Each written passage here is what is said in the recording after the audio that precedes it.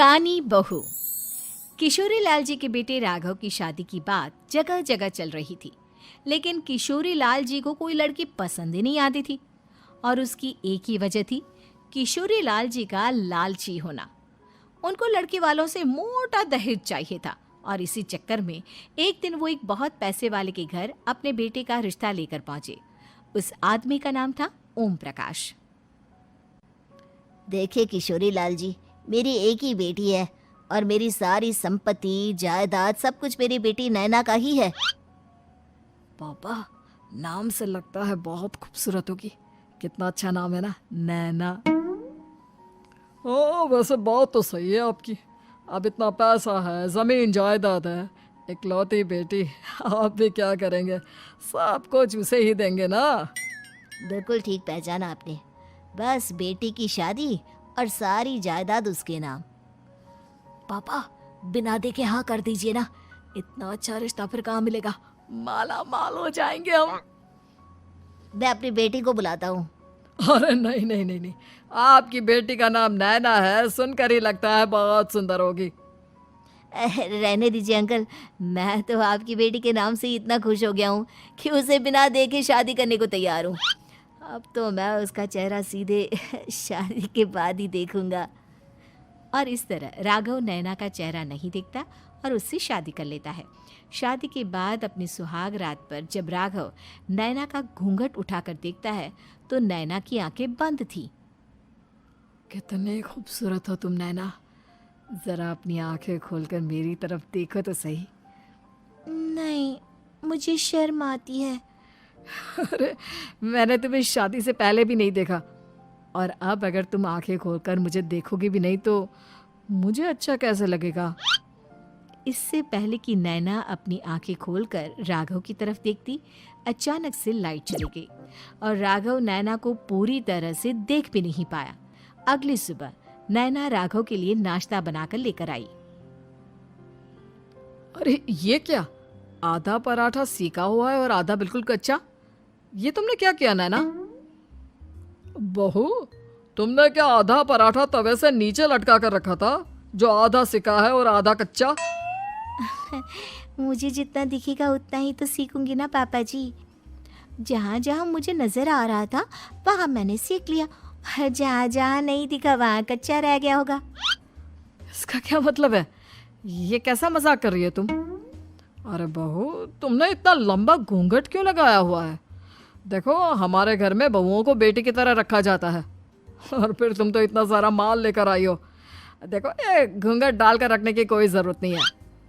हाँ नैना, पापा जी ठीक कह रहे हैं, तुम तो आराम से रहो, अपना ही घर समझो।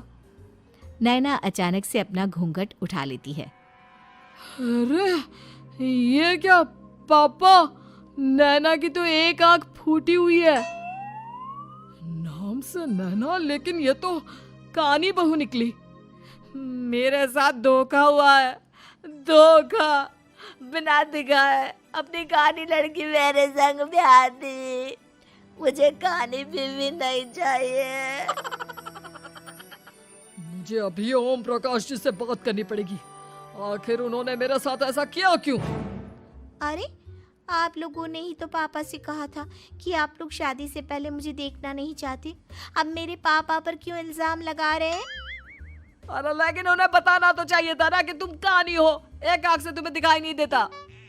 किशोरी लाल और राघव नाराज होकर ओम प्रकाश को अपने घर बुलाते हैं। पापा जी, ये आपने क्या किया? शादी से पहले बताया क्यों नहीं कि नैना की आंखों में परेशानी है? अरे, आप ही ने तो लड़की देखने से मना कर दिया था। और लेकिन आप बता तो सकते थे। आपको तो हमारी बेटी की प्रॉपर्टी चाहिए थी, वो भी पूरी की पूरी। अब क्या हुआ अगर उसे आधा दिखाई देता है? प्रॉपर्टी तो आपको पूरी मिल गई ना। अरे ये क्या बात हुई? मेरी शादी प्रॉपर्टी से नहीं, आपकी बेटी से हुई है। अब ये तो पहले सोचना चाहिए था, तब तो मेरी प्रॉपर्टी देखकर तुम्हारी जुबान लप लपा रही थी। लेकिन मैं कानी लड़की को अपनी बीवी बनाकर नहीं रख सकता। पापा, कुछ करिए ना आप। हाँ, करता हूँ। देखिए ओम प्रकाश जी, आप हमारे साथ ऐसा नहीं कर सकते। और तुम देखो, अगर तुमने मेरी बेटी से शादी तोड़ी ना, तो जो भी प्रॉपर्टी मैंने तुम्हें दी है वो तो पूरी की पूरी वापस ले ही लूँगा, और आधी प्रॉपर्टी तुम्हारी भी लूँगा। अरे मेरी आधी प्रॉपर्टी भला क्यों लेंगे आप? इसलिए क्योंकि मेरी बेटी को आधा नजर आता है और उसकी नज़र अभी तक तुम्हारी आधी जायदाद पर ही पड़ी है। अब तुम उसे घर से निकालोगे तो कुछ तो लेकर जाएगी ना।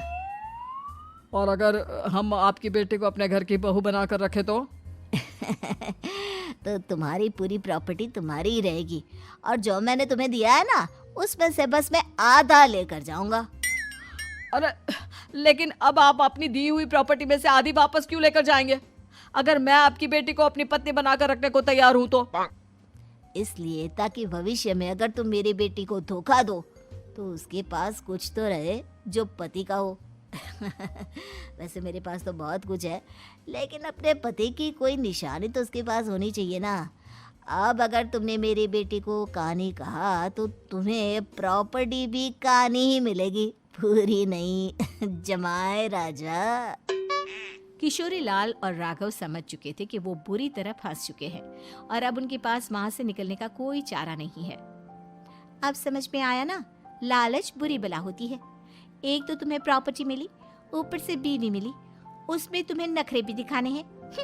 आए बड़े, चुपचाप बैठो दोनों। कुछ दिनों के बाद नैना राघव की कार लेकर बाजार घूमने निकलती है और जब कार लेकर वापस आती है, ये क्या?